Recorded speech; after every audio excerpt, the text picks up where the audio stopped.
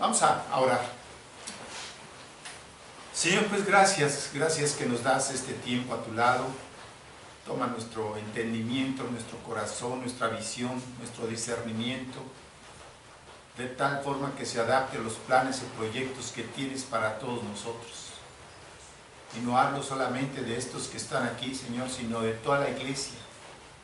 Una iglesia que tú amas, aún aquellos que no son de nuestra iglesia, pero que son parte de esa gente fiel que anuncia tu nombre. Por eso creemos que tú vas a bendecir a la nación y nos vas a bendecir a nosotros. Por lo pronto estamos aquí para que nos hables al corazón.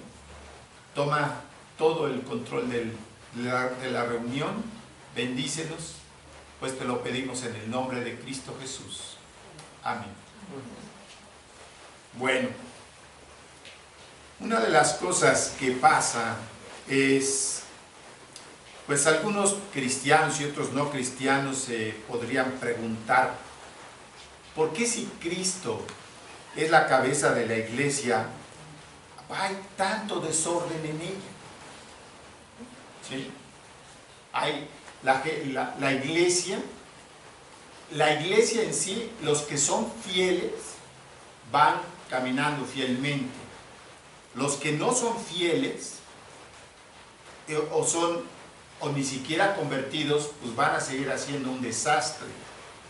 Pero también es porque mucha gente no es muy bebé, muy tierna y no entiende los ataques del diablo. No los entiende, a pesar de que se predica muchísimo en nuestra iglesia sobre esas exhortaciones que hace Dios en las cartas y en los evangelios, de que tengamos cuidado con las acechanzas del diablo. Primero tenemos que entender que el diablo siempre ha hecho falsificaciones de todas las verdades de Dios, ¿sí? Ha hecho un Dios falso, un Cristo falso, una doctrina falsa, una iglesia falsa, ¿sí? Y hay versículos en la Biblia que nos muestran que hay una iglesia falsa. Ahorita los vamos a ver. Por ejemplo, el evangelio falso. Hay muchas cosas que ha falsificado. No me puse a poner todo, sino mucho. Todo es esencial, pero bueno, en lo que estamos ahorita, ¿no? Por ejemplo, abran sus Biblias en Gálatas 1, 6 al 8, en donde vemos el evangelio falso. No dice de qué se habla del falso evangelio, no dice exactamente eso, sino dice que hay un evangelio falso. Y con eso tenemos que tener, bueno, ¿cómo sé que es un evangelio falso? Pues porque no va de acuerdo con el evangelio que conozco, ¿sí? Nada más por eso.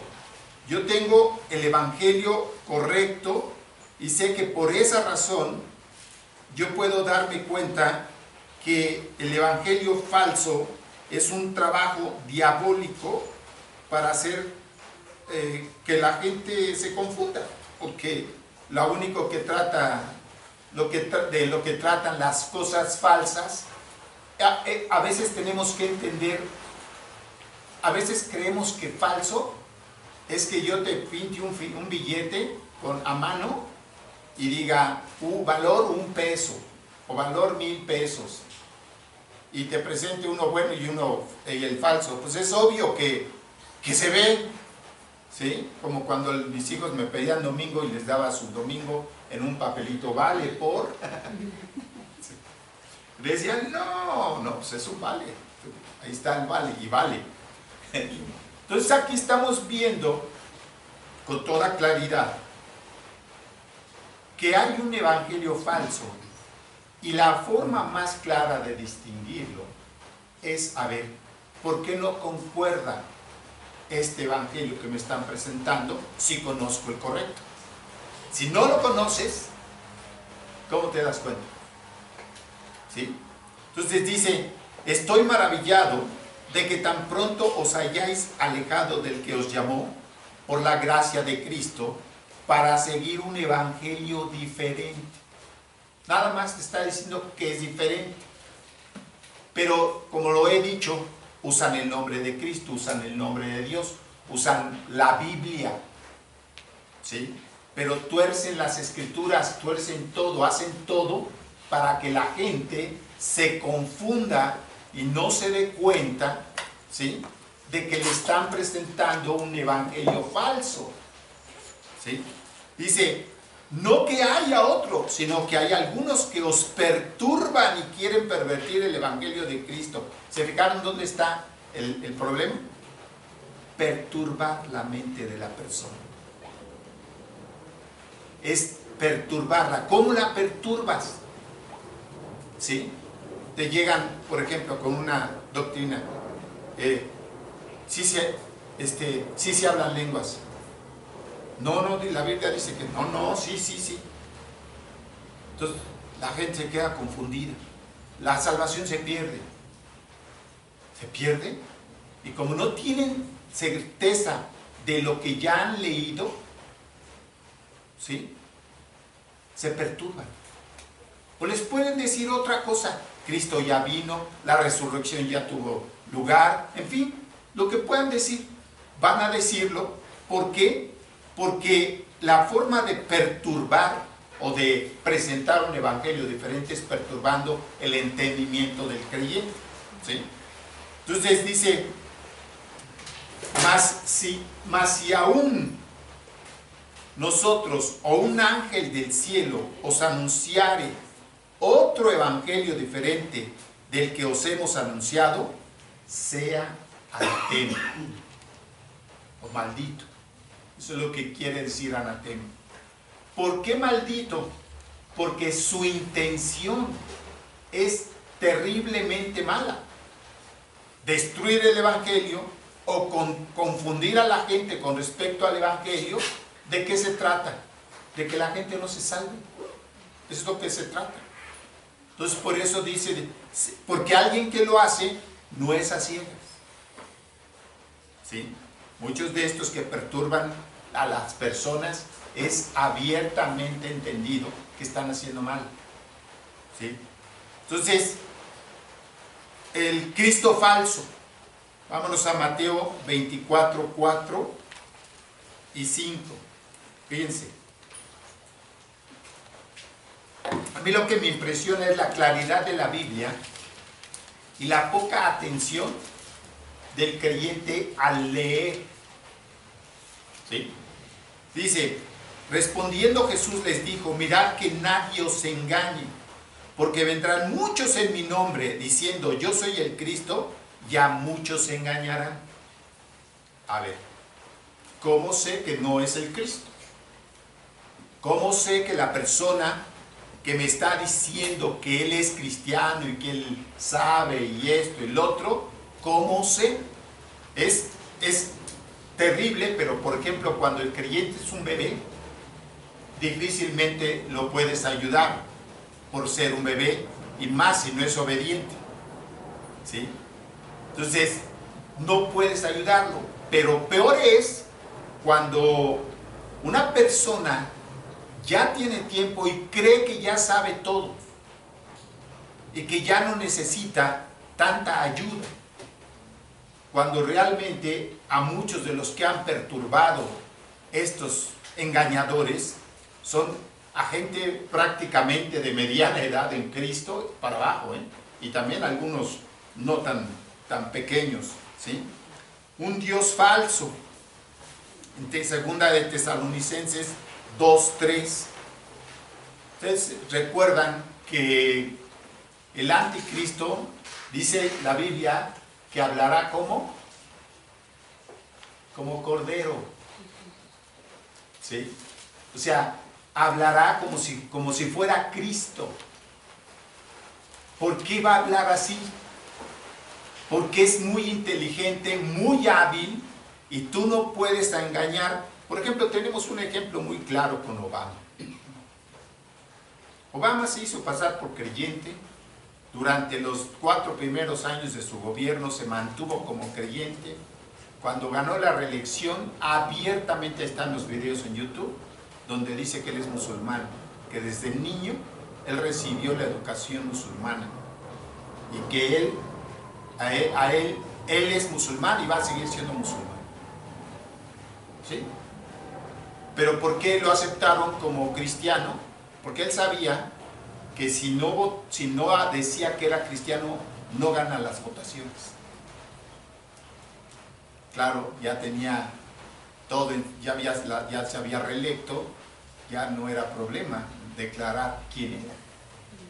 ¿Y qué va a ser el anticristo? Exactamente lo mismo. Dice así: nadie os engañe en ninguna manera, porque no vendrá sin que antes venga la apostasía, que ya está en acción, y se manifieste el hombre de pecado, el hijo de perdición, el cual se opone y se levanta contra todo lo que se llama Dios y es objeto de culto, tanto que se sienta en el templo de Dios como Dios, haciéndose pasar por Dios. Hay una religión que abiertamente dice claramente que Él es Dios. Él lo dice, ¿no? Entonces, a mí lo que me impresiona es la claridad con la que la Biblia habla y la testarudez para entender que un hombre se está poniendo en el lugar de Dios. Iglesias falsas. Vámonos a Mateo 21, Mateo 7, 21. Aquí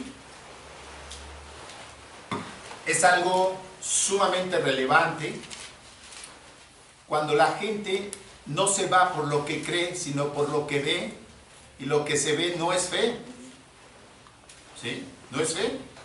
Por ejemplo, yo he visto muchos milagros en personas que han sido sanadas de enfermedades y de graves problemas. Personas que habían sido ya prácticamente condenadas por la ciencia médica a morir, ya de morir. Y esas personas se sanaron. ¿Sí? Varias personas. No sé cuántas ya, todo lo que llevo de convertido, que hemos orado por muchos, se han salvado.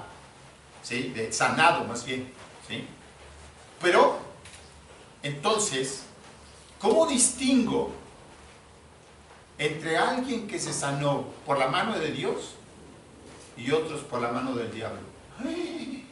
Algunos dicen, el diablo hace esos milagros, hace esos y más.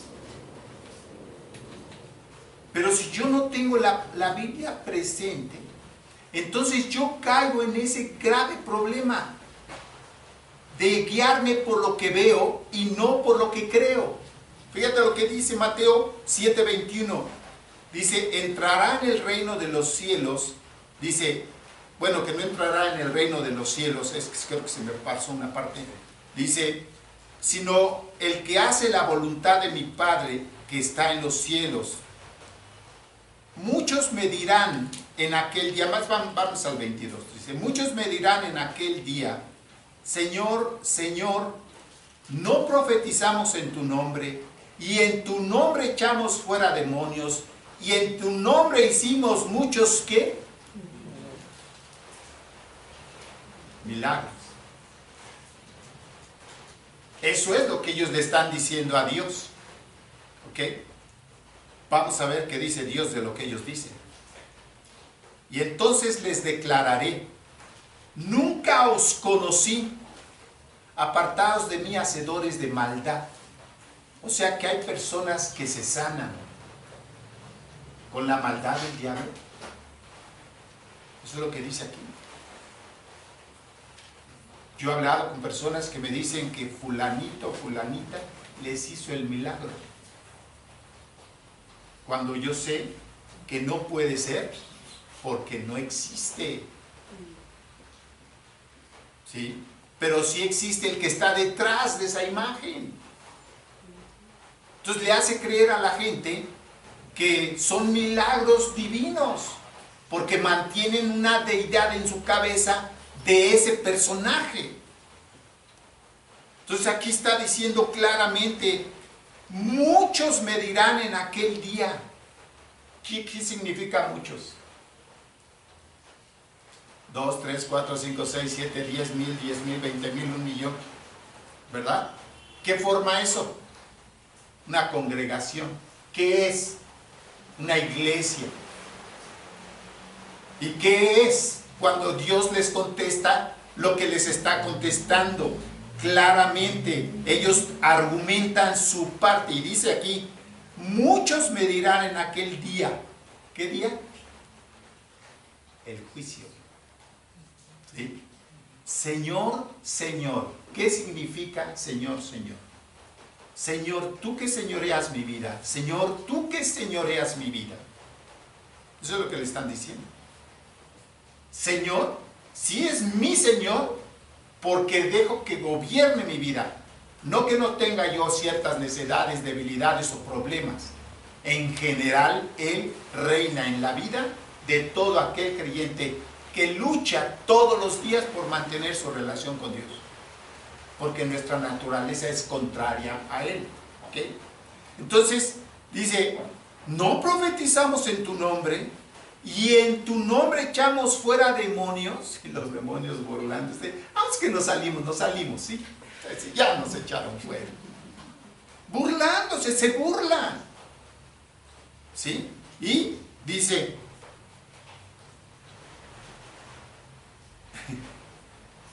es increíble. Y en tu nombre echamos fuera demonios y en tu nombre hicimos muchos milagros. Bueno, vino un hombre de Miami que se reunió en un estadio y que llevaron gente enferma de diversas cosas. No sé en qué estadio ni en qué lugar, pero vino a perturbar a muchos, a engañarlos con supuestas sanidades. ¿Sí? Hay un lugar en donde tienen colgadas sillas de ruedas, muletas y no sé qué tan vendas, quién sabe qué tantas cosas en lazos así, para que vean todos los milagros que Dios ha hecho. Y la respuesta es, y entonces les declararé, nunca os conocí. O sea, no son cristianos. No son cristianos. Nunca os conocí. Apartaos de mí, hacedores de maldad. ¿Sí? En la parábola del trigo y la cizaña, vámonos a Mateo 13, 27, el Señor nos da un ejemplo que describe con absoluta claridad la iglesia falsa. La describe de esta manera con una forma que Él trata de hacernos entender a nosotros qué significa trigo y cizaña. ¿Por qué? Por la mente de muchos, cuando oyes la palabra cizaña, si la usas bien diciendo esa persona es una persona con cizaña, quiere decir es una persona que engaña. ¿Sí? Detrás del engaño hay maldad, pero muchos relacionan la cizaña con maldad. Pero si tú vas al campo y ves la cizaña, pues no tiene maldad, sino es un instrumento que Dios creó para que viéramos la diferencia entre un trabajo que hace Él y otro trabajo que Él no hace. ¿Sí? Fíjense lo que dice. Vinieron entonces los siervos del padre de familia, están hablando con el sembrador, salió a sembrar, ¿se acuerdan, verdad? Y le dijeron, Señor, ¿no sembraste buena semilla en tu campo? ¿De dónde pues tienes cizaña? O sea, ellos hacen la pregunta, a ver, el campo fue sembrado con grano correcto. ¿De dónde salió la cizaña? Es su pregunta. Y dice, y él les dijo, un enemigo ha hecho esto. ¿Qué enemigo hay? De Dios, solo el diablo y sus secuaces. Es el único enemigo. No son los hombres. Dios ama a los hombres, pero los hombres se han prestado al trabajo del diablo. Entonces dice, Y los siervos le dijeron, ¿quieres pues que vayamos y la arranquemos? Fíjense en esto, ellos podrían ver quiénes son y quiénes no son. Sin embargo, Dios usa esta parábola para advertirnos a nosotros más que a ellos. Estos son unos señores, en una parte dice que son los ángeles, que les arrancamos la mala semilla y la arrancamos y punto, se acabó el problema. O sea, ya no tendríamos un montón de iglesias que lejos de recoger están desparramando, ¿sí? Pero dice, y él les dijo, no sea que al arrancar la cizaña arranquéis también con ella el trigo. Como diciéndoles, no, porque entre el trigo y algunos que están entre el trigo hay unos cizañosos que han atrapado a muchos creyentes con doctrinas falsas. Dice, no los arranques, déjalos crecer juntos. Entonces dice, dejad crecer juntamente lo uno y lo otro hasta la siega. Y al tiempo de la siega yo diría a los segadores, recoged primero la cizaña y atadla en manojos para quemarla, pero recoged el trigo en mi granero. Dice, es muy simple. ¿Cómo le hacemos para arreglar este asunto? Al final de los tiempos, dice aquí. A la hora de recoger el Señor su iglesia, cuando diga, arriba todos, la final trompeta, los que no tienen su sello no van a oír. No van a oír esa voz, el llamado de Dios. ¿Por qué no lo van a oír? Porque no son creyentes. Entonces, por el simple hecho de no ser creyentes, se pierden, se quedan aquí. ¿Y qué va a pasar con ellos? Bueno, puede ser que algunos reflexionen y digan, qué locura, ¿dónde nos habíamos metido? Y a la hora de la hora, reaccionen y se salven. No lo sé. Pero aquí te dice claramente qué es lo que va a pasar. Entonces, hoy te presentan un trigo y una cizaña, te los ponen juntitos y se ven ídem. O sea, no sabrías a simple vista. Entonces, si yo no puedo ver a simple vista si es trigo o es cizaña, puedo ver en alguien que se hace pasar por cristiano si tiene a Cristo en su corazón o no. Bueno, dice la Biblia que hay pruebas, ¿verdad? Por sus frutos los conoceréis. ¿Ok? Pero esa palabra del Señor de que dice por sus frutos los conoceréis, opera en personas que están dando fruto. Pero hay cristianos que se apartaron tanto que no dan fruto. Por eso viene el ejemplo, ¿verdad? El del camino, el de la roca y el que cayó en buena tierra, pero salió espinos y abrojos y ahogaron el fruto. Y la que cayó en buena tierra y dio fruto. ¿Sí? Por eso te dice, de alguna manera te da a entender de qué manera se dará cuenta cuando es o no la persona salva. Puede ser que algunos sí se den cuenta, puede ser que otros no se den cuenta. Realmente a veces es difícil. Incluso cuando llegamos a hablar sobre iglesias que hacen ciertas cosas muy extrañas y terribles, pues alguna vez alguien dijo algo malo de esas iglesias y de esas personas y dijo, no les digas así, son creyentes. Bueno, puede que lo sean. Y no se trata aquí de evidenciar a nadie. Simple y sencillamente hay algo que es muy simple. O vivimos para Cristo, o vamos a ser de los que en vez de recoger desparramamos. Eso es lo que va a pasar.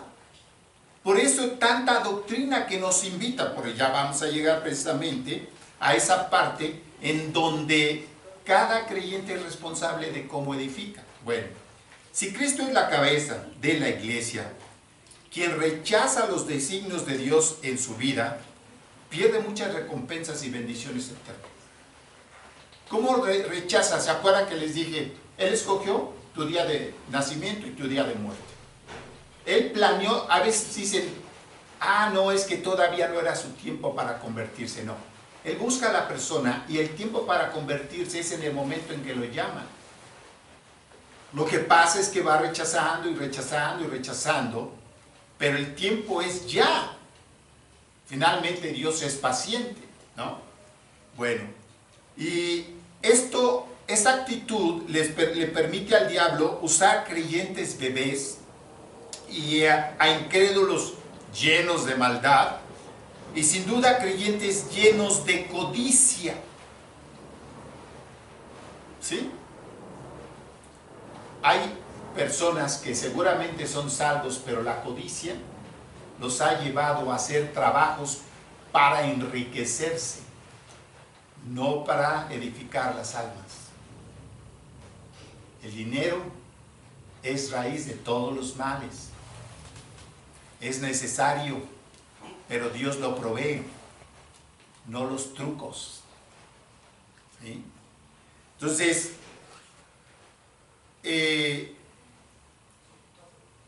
Pablo, a quien Dios puso para predicar a los gentiles, dijo algo muy importante a Pedro, que esa es una de las tantísimas confusiones que hay en el mundo con respecto a quién es la roca, ¿no? Vámonos a Mateo 16, 18 y 19.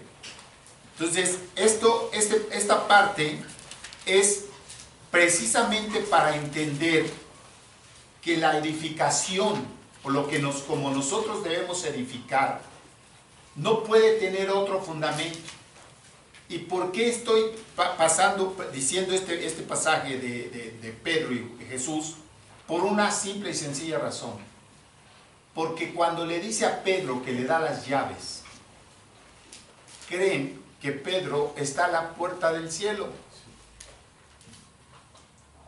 Y si tú llegas y Pedro te pregunta, ¿eres creyente? Y dice, sí, usa la llavecita, abre la puerta, paseaste y vuelve a cerrar, ¿no? Llega otro y así. Digo, la mente del hombre imagina cosas, pero aquí dice claramente, dice, yo también te digo que tú eres Pedro, Jesús hablando, y sobre esta roca edificaré mi iglesia, y las puertas del infierno no prevalecerán contra ella. ¿Sí? ¿Qué quiere decir? Que cualquiera que edifica sobre esa roca no puede ir al infierno. ¿Por qué? Porque es la roca. Entonces usa un juego de palabras. Petro, Petra. Pietro, una piedrecita, y Petra, una roca inmensa. Eso es lo que quieren decir estas dos palabras en griego. Y entonces, por los que no saben estudiar la Biblia, pues claro, aquí está diciendo que Pedro es el primero. Y él es el que nos va a decir si entras o no entras. ¿Cuándo iba a hacer Dios una cosa así? De encargarle a un hombre que los hombres entren al cielo. Qué ridículo. Pero bueno, si quieren seguirse engañando, que se sigan engañando. Dice, sobre esta roca edificaré mi iglesia, y las puertas del Hades no pueden contra ella, contra esa roca, porque el cimiento es perfecto. ¿Sí? Entonces, y a ti te daré las llaves del reino de los cielos, y todo lo que atares en la tierra será atado en los cielos, y todo lo que desatares en la tierra será desatado en los cielos. Dicen que algunos estudiosos que en el momento de Pentecostés, Pedro empezó a hablar. Hace rato dije Pablo, ¿verdad? Sí, no, era Pedro. Todavía entra, pero todavía es tarde. Bueno, ahí a ver cómo le corriges al video y a la grabación. Entonces, Pedro, el día de Pentecostés, esa fiesta del Pentecostés, vino 50 días después de la Pascua. Que esta Pentecostés quiere decir la fiesta de las semanas, la fiesta de los primeros frutos, y que son 50 días después, ¿sí? Jesús se apareció a los creyentes, a más de 500, dice la Escritura, y durante 40 días estuvo con ellos y después se fue. Y en el día 50, después de la Pascua, Pedro predica antes de ese día y se ganan 3,000 almas. Entonces, y Pedro empieza a predicar y enseñar y la iglesia se empieza a formar. Por eso se dice que es el inicio de la iglesia, el día de Pentecostés. Pentecostés tiene que ver mucho más de lo que, por ejemplo, en ese día se observa esto, ¿no? El inicio de la iglesia cristiana con respecto a la fecha de lo que sucedió hacía muchos años. Se dice, aunque muchos niegan que se pueda comprobar, que cuando el pueblo salió de Israel, de Egipto, y se cruzó el Mar Rojo y llegó al otro lado, 40 días después se les dio la ley, ¿sí? Después de haber salido. Bueno, pero algunos dicen que no hay cómo comprobarlo, solamente yendo ahí, ¿verdad? ¿Sí? Pero si eso no, Dios, para mí lo es, porque Dios siempre va cumpliendo sus cosas de esa forma maravillosa. Ok, entonces esta es la fiesta de los primeros frutos, la fiesta de las semanas, el inicio de la iglesia, es ese día de Pentecostés. Esta es la forma como Cristo comenzó la edificación de la iglesia, que es su cuerpo, ¿sí?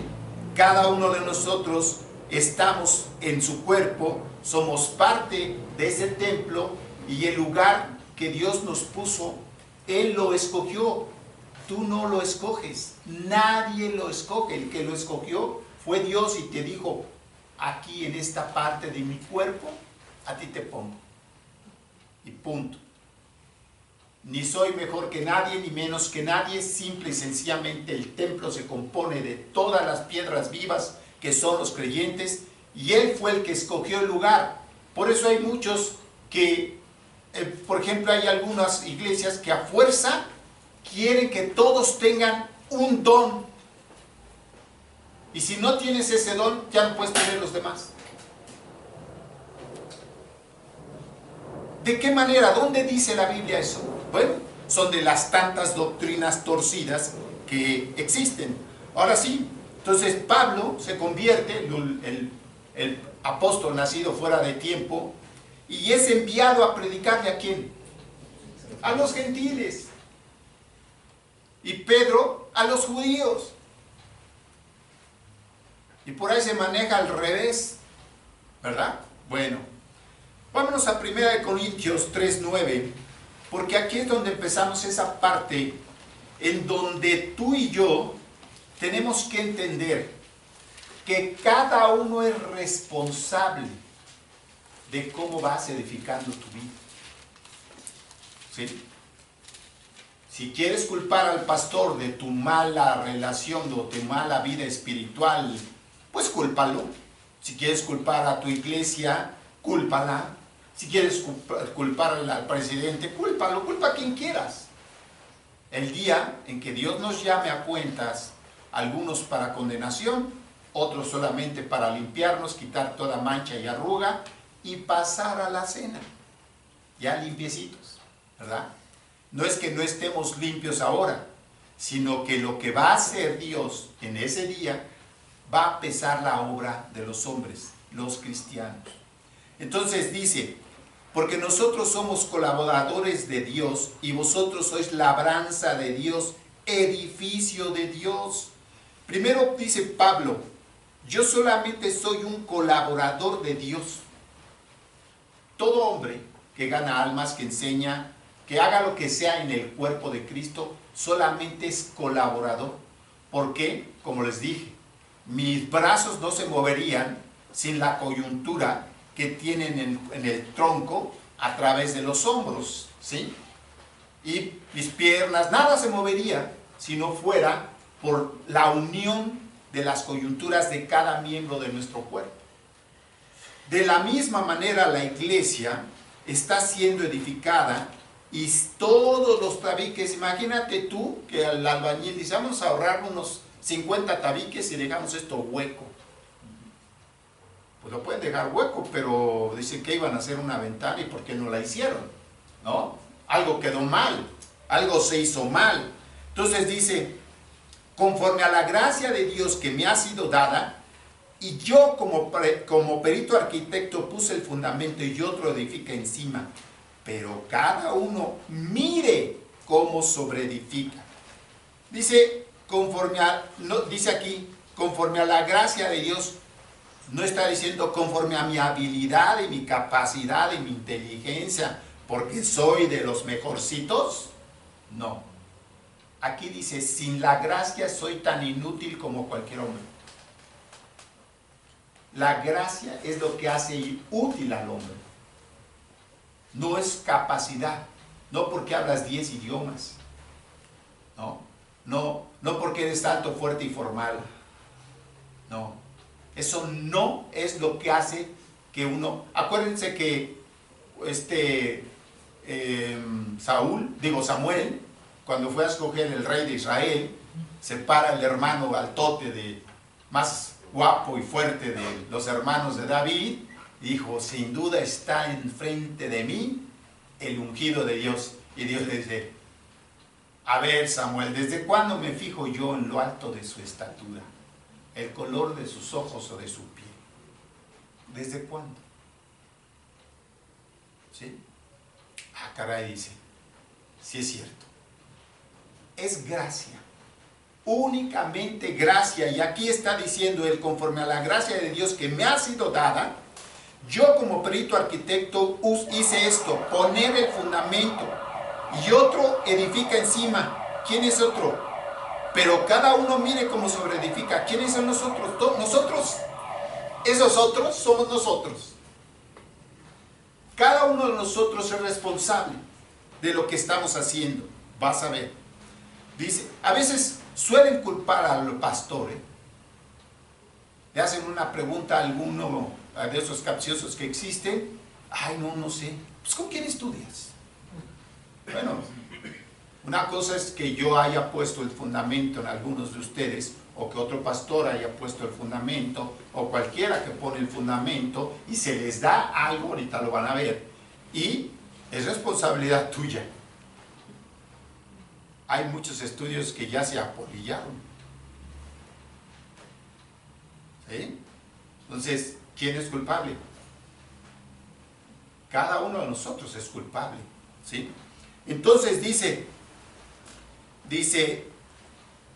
y otro edifica encima, pero cada uno mire cómo sobreedifica.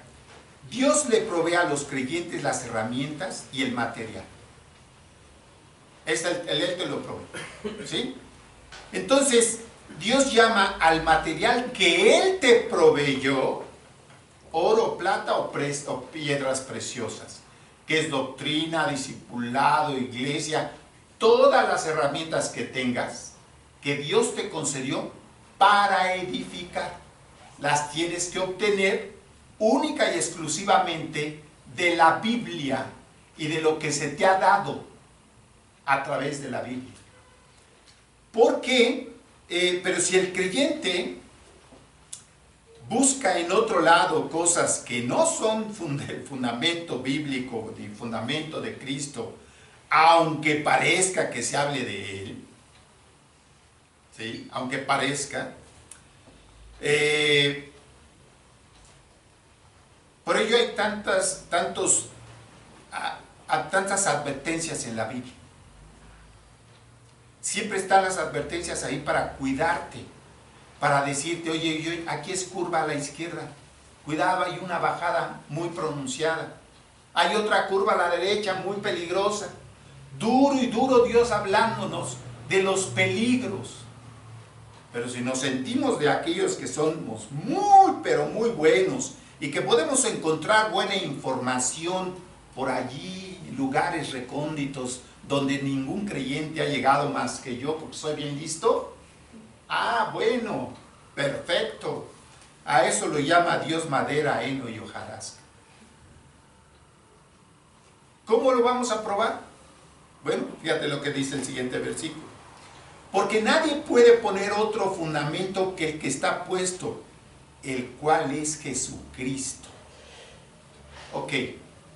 Dice que en ningún otro hay salvación más que en Él. No hay otro nombre bajo el cielo más que el nombre de Cristo para que los hombres podamos ser salvos. Y dice la Biblia que de la manera que habéis recibido a Cristo, andad en Él.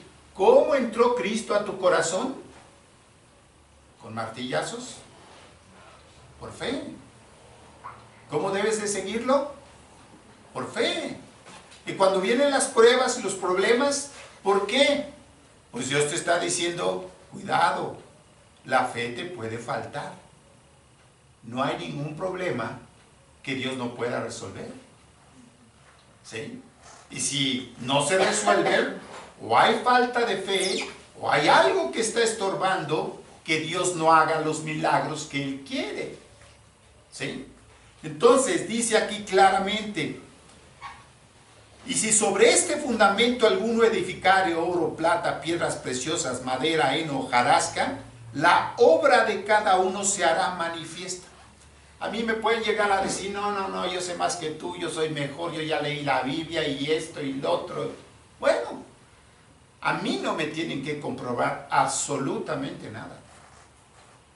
Es ahí arriba, donde habrá que comprobar si lo que tú dices saber es bueno o es malo. Si lo que tú has puesto en tu cimiento que te fue dado, que es Cristo, cada uno mire cómo sobreedifica. Te dieron doctrina, te están dando todas las cosas que tú debes de ir poniendo para ir edificando tu propio edificio, que es tu vida de fe, ¿sí? Que es parte de la iglesia. Entonces, dice, la obra de cada uno será manifiesta, porque el día la declarará. Aquel día en que estemos allí en el tribunal de Cristo. Allí se va a declarar qué llevabas. ¿Sí? ¿Por qué? Dice, pues por el fuego será revelada y la obra de cada uno. Cual sea, el fuego la probará. A ver, ¿tú consideras que lo que has hecho hasta hoy en tu vida cristiana está dentro del fundamento? ¿Sí? Perfecto. ¿Cuáles son los resultados? Cuando lleguemos al cielo, dice que el fuego nos pone un ejemplo de algo que nosotros conocemos perfecto. El fuego. Y conocemos el oro. Y conocemos la plata. Y las piedras preciosas. Pero también conocemos la madera, el heno y la hojarasca. Y si tú metes todos estos elementos al fuego, ¿qué es lo único que vas a sacar? Oro, plata o piedras preciosas. Es lo único. Lo demás, ¿qué va a pasar? Se hizo cenizas. Bueno, sigue diciendo, si la obra de alguno se quemare, él sufrirá pérdida, si bien él mismo será salvo, aunque así como por fuego. Es decir, pasó, llegó al cielo, pero su obra y su vida fueron cenizas. No llevó nada. Claro, ¿por qué dirás, oye, algunos llevarán muy poquito? Sí, pero ese poquito es poquito, pasó el fuego. ¿Sí? Pero todos vamos a ser como Cristo, a la medida de cómo tú decides servir. Pero aquí está hablando de alguien que sufrió una pérdida total. De aquellos que quisieron hacer la vida cristiana como ellos pensaron que era la vida cristiana. Y la vida cristiana solo es una. ¿Cuál? La que sigue a Cristo. ¿Por qué soy cristiano? Porque sigo a Cristo. ¿Y por qué muchos se dicen cristianos y van a llevar cenizas? ¿Porque siguen a Cristo? Son cristianos. Pero si hubieran seguido a Cristo, no llevan polvo o cenizas. Llevan resultados. Sí, dice, son salvos así como por fuego. Pero acuérdate que tenemos un problemón. Primero, los bebés que no se dejan enseñar. Y los que dicen que son cristianos y no lo son. Y aún hacen milagros. Y muchos de esos bebés, por no dejarse enseñar, están cayendo en esos lugares en donde doctrina, cero. Un día me dijo una persona que yo hablaba mal de las iglesias. No, yo no hablo mal de las iglesias. Hablo mal de cada persona que abusa de los que forman las iglesias. Y no hablo mal, solamente estoy diciendo lo que hacen. En vez de recoger, están desparramando. Y si están desparramando, están tropezando gente. Están evitando que entren a ser parte del templo. ¿Sí? Y le dije, yo solamente sé que el Dios que yo honro es un Dios sumamente inteligente, como para pensar que ciertos rituales son de su agrado, cuando realmente los rituales no tienen la más mínima edificación. Es una serie de cosas absurdas que yo creo que un Dios inteligente jamás pediría que le hiciera. Entonces, ¿dónde está la doctrina? En la Biblia. Y yo he visto muchas iglesias haciendo cosas contrarias a lo que dice la Biblia y mal interpretadas por lo que ellos dicen conocer y no conocen. ¿Qué hacemos? Ve lo que dice Mateo 8:23.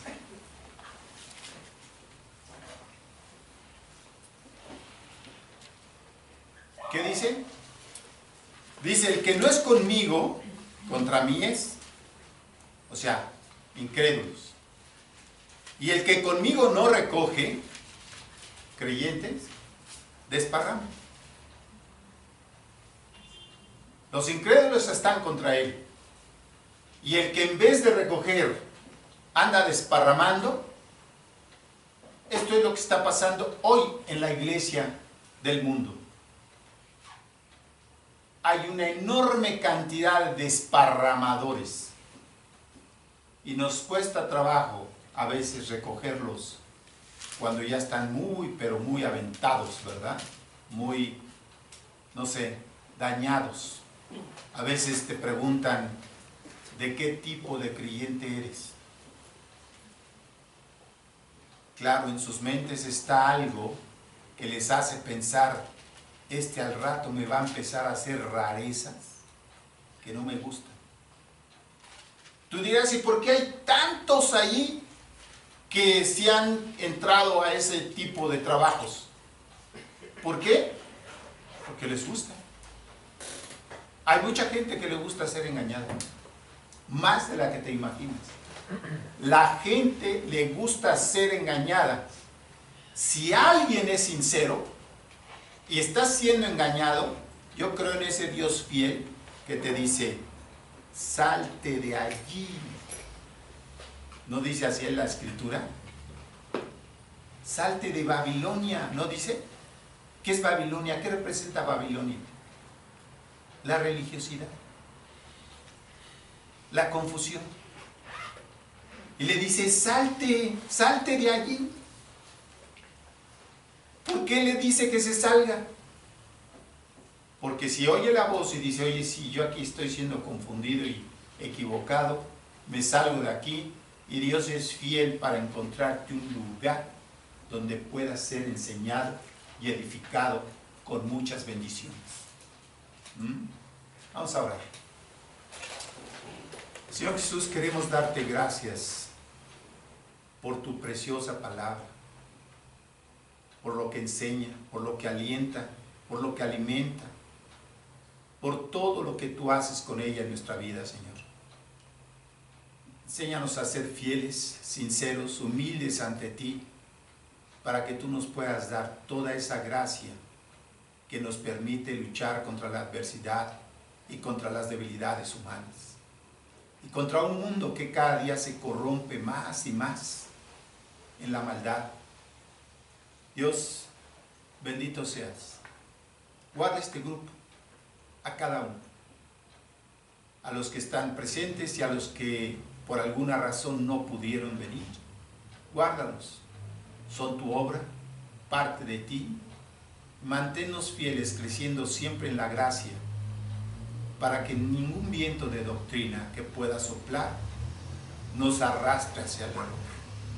Bendito seas por todas tus advertencias y sobre todo por la presencia de tu Espíritu en nuestra vida, que es quien más se esfuerza por tenernos en el camino. Gracias, gracias en tu nombre. Amén.